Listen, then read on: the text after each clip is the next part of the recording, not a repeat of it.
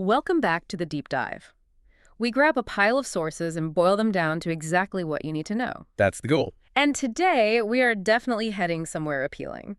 We're off to Italy, land of, well, amazing history, culture, and perhaps surprisingly, really affordable higher education. Quite the package, isn't it? It really is. So our mission today, plain and simple, pull out the essential knowledge nuggets about getting into Italy's top public universities as an international student. We're talking accessibility, history, costs, how to actually do it. All the key bits you'd need. Exactly. So let's unpack this. If you look across Europe, Italian public universities really do stand out. They do. They're popular worldwide for a reason. You've got this incredible history, strong academics, and then the big one, low tuition fees. Yeah, that combination is, I think, the core appeal. You get degrees that are respected globally, Right. but they're genuinely accessible, financially speaking. Tuition is the standout benefit here. Even for international students, you're typically looking at, maybe 900 to 4,000 euro a year. Might be a bit more for some specific programs, but Compare that to private schools or universities in, say, the US or UK. It's a different world. completely different league financially, massive savings. And the history isn't just, old. We're talking about places like Sapienza in Rome or Bologna Founded centuries ago, Bologna, 1088. before the Magna Carta. It's almost hard to fathom that continuity. It really puts things in perspective, but the programs themselves are definitely not ancient history. No, far from it. You've got a huge range. Humanities, law, sure, but also cutting-edge engineering, biotech. And critically, many are taught in English now, right? Yes, a lot of options in English, which is a game changer for international access. It removes that big language hurdle for many. And studying there, you're naturally soaking up the culture too. You're embedded. Absolutely, it's full immersion. These places are part of the fabric of their cities and regions. Okay, that leads us nicely into the big players, the titans of Italian academia. Let's look beyond just the founding dates. What do they offer now? Well, you can almost see archetypes. Take the University of Bologna, founded 1088, and like we said, it really represents tradition and research. Okay. Still incredibly strong in research, lots of international programs. Think engineering, medicine, arts. Then you've got the opposite end, maybe, in terms of scale. Sapienza University of Rome. Exactly. Founded 1303, but known for having the largest student population in Europe. Huge. Wow. So vibrant student life is a given there. Pretty much guaranteed. And strong academically, too. Architecture, economics, law, humanities. It's a major hub. What about scientific heritage? Padua comes to mind. University of Padua, yeah. Founded 1222, known for pioneering scientific research historically, and still very strong today. In what areas specifically? Medicine, psychology, engineering, law, too. Mm-hmm. They have excellent research facilities, lots of global partnerships. Okay, so we've got tradition, scale, science. What about modernity and, say, business links? For that, you might look at the University of Milan.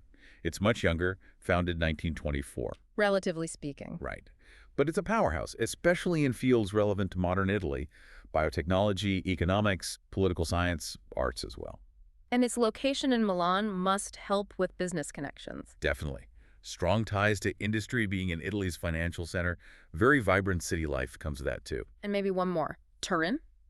University of Turin, founded 1404, also historic but often highlighted for relatively affordable tuition even within the public system and good international student support. Interesting, right? And there are others too, right? Like Pisa, Politecnico di Milano. Oh, absolutely. Scuola Normale Superiore di Pisa is incredibly prestigious, very selective, and Politecnico di Milano is top tier for engineering and technology. These five just give a good cross-section. So the history's there, the academics are there, but let's talk brass tacks, the modern reality. What does it actually cost beyond tuition? The logistics, the money. Right, because tuition's only part of the picture. You need to budget carefully for the total cost. Sure. So cost of living. That's the big variable. You should probably plan for somewhere between, say, 700 euro and 1,200 euro per month for general living expenses, accommodation, food, transport, etc. And location matters hugely here, doesn't it? Critically, the north is generally more expensive than the south. Milan will cost you significantly more than, say, Naples or Palermo. That's a really important point for anyone planning. It presents a choice, doesn't it? Maybe Milan has better job links for some fields, but the cost. It's a classic trade-off. Northern cities might offer more opportunities in certain high-tech or financial sectors, maybe higher starting salaries. But your rent could eat that up. Exactly. Higher housing costs, higher daily expenses. You Yeah. really have to weigh the potential career boost against the immediate financial burden. Choosing the city is almost as vital as choosing the course. Okay. And what about financial help? Is it all on the student, or are there support There's too much systems, scholarships? very aid available. Many universities offer their own scholarships, often based on merit or financial need. Okay. Plus, the Italian government has specific programs aimed at attracting international talent. Invest your talent in Italy is a big one. What does that offer? It provides stipends, tuition waivers sometimes, and support services, help with visas, accommodation, integration.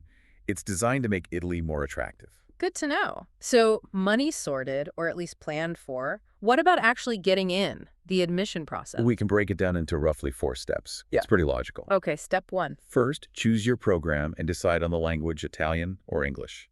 That determines the documents you'll need. Makes sense. Step 2. Prepare your documents, your academic transcripts, diplomas, certificates, and crucially, proof of language proficiency. So for English programs, that's the usual suspects. IELTS, TOEFL. Yes, you'll need accepted scores on one of those usually. For Italian programs, it'll be an Italian language proficiency test, like CIELTS or CLI. Got it. Step 3. Apply online through the university portal. And timing here is absolutely key. When are the deadlines typically? For the main fall intake, the application window is usually between January and May. You can't leave it late. January to May. Okay, noted. And step 4. Entrance exams. These aren't for every course, but they are required for many popular high-demand fields. Like medicine. Medicine, definitely. Also architecture, veterinary medicine, sometimes engineering, depending on the university.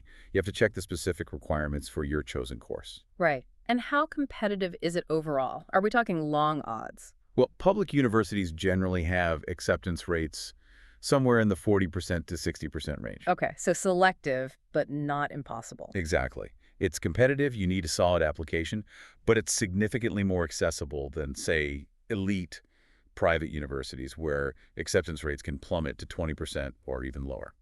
So getting in is achievable, but then there's the staying in and actually graduating part. We found a really interesting quote from a student. Oh yes, the Reddit comment. Yeah, they said, the biggest problem with Italian universities isn't getting in, but finishing school. It needs a lot of studying on your own with little help. That really resonates with what many international students report. There's a strong emphasis on self-study, self-discipline. Less hand-holding, perhaps, than in some other systems. You need to be very proactive, very self-motivated. Absolutely essential. And this experience, this need for self-reliance, it often connects back to the institutions themselves. How so? Well, if we look at the bigger picture, Italian universities, like many public systems, are facing some significant challenges. These impact the student experience. What kind of challenges are we talking about? We identified about 6 major areas university managers are grappling with, looking towards, say, 2025. Okay, what's the first? Digital transformation, or rather, the delays in it. Italy generally lags a bit in adopting some new technologies. One source mentioned only 8% of businesses using AI. And that affects universities, too. It can, yeah. Slower adoption of cutting-edge digital teaching tools, online administration, that sort of thing. It can make processes feel a bit less streamlined sometimes. Right. What's next? A big one, the graduate employability gap. Meaning students aren't getting jobs. Not necessarily, but that graduates sometimes lack the specific, practical, job-ready skills that employers are looking for right now. The curriculum might not always be perfectly aligned with current industry needs. So the university isn't always providing that direct bridge to the job market. It can be weaker in some areas, yes, which again puts more onus on the student to find internships, network, build those practical skills independently. Okay. Challenge number 3. Sustainable funding is always an issue for public institutions. It impacts everything from research facilities to staffing levels, student services. Makes sense. And number 4. Declining enrollments. This is linked to demographics, Italy's aging population, migration patterns, fewer young people entering the system overall. That must put pressure on universities. It does. And then there are 2 really important social issues universities are working on internally. Okay. Addressing gender-based violence on campus, ensuring safety and support, and navigating complex cultural integration debates how best to support a diverse student body, foster inclusion. So quite a mix of systemic, financial, and social challenges. Yes, and knowing these helps understand the context you're entering as a student. It explains perhaps why that self-study aspect is so prominent. The system is stretched in places. So if you, as a student, know there's this potential employability gap. Then you know you need to be proactive from day one, seeking out career services, internships, industry events. You can't just wait for the university to hand it to you on a plate, necessarily. But it's not all doom and gloom, is it? Are there potential solutions or positive trends? Oh, definitely. There's optimism, too. We saw a comment from Maurizio Tira, who was president of the University of Brescia. What did he say? He pointed to the Next Generation EU funding, that massive post-pandemic recovery fund from the EU. Right. He suggested this could be a real game changer for research and education funding in Italy, a significant injection of resources that could help address some of those funding gaps and modernize facilities. So potential for positive changes there. And we also saw evidence that targeted improvements can work, right? The casino example. Yes, the University of Casino. They focused on improving one specific master's course, global economy and business, How? by implementing structured quality management, clearer processes, roles, accountability, focusing on metrics, and it led to improved performance. Which shows it can be done. Modernization doesn't need a revolution everywhere at once. Exactly. It demonstrates that focused, structured improvements within the existing system can make a real difference. It's not about throwing everything out, but about targeted enhancements. Okay, so let's bring it all together. What's the final takeaway for someone listening, maybe thinking about applying? I think the core message is Italian public universities offer this incredible mix: world-class education, deep history, cultural immersion, and genuine affordability. It's a fantastic opportunity, but success requires going in with your eyes open. You need to prepare early, especially for applications and finances. You absolutely need strong self-discipline for the academic side. That self-study focus. Yes. And you need to be aware you're entering a system that, while excellent in many ways, is also actively working through some big modernization challenges. So manage your expectations. Be prepared to be proactive. Precisely. My final advice would be two things. First, financially, cast your net wide. Apply for multiple scholarships and 8 options. Don't put all your eggs in one basket. Good tip. Second, once you get there, actively combat that little help aspect. Dive into campus life, join student associations, go to orientation, find study groups, use the support services that are available. Build your own support network. That's crucial for navigating the system successfully. Right. Compensate for any structural gaps by building your own structure. You got it. Be proactive. Okay, final thought then.